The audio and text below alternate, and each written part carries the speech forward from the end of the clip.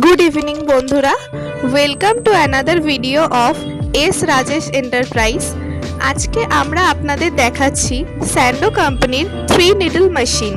চলুন দেখে নেওয়া যাক। আপনারা দেখতে পাচ্ছেন কত সুন্দর সেলাই হচ্ছে এবং এটার সাউন্ড কোয়ালিটিটাও আপনারা দেখুন, শোনাচ্ছি আপনাদের। দেখুন কত সুন্দর মিষ্টি সাউন্ড।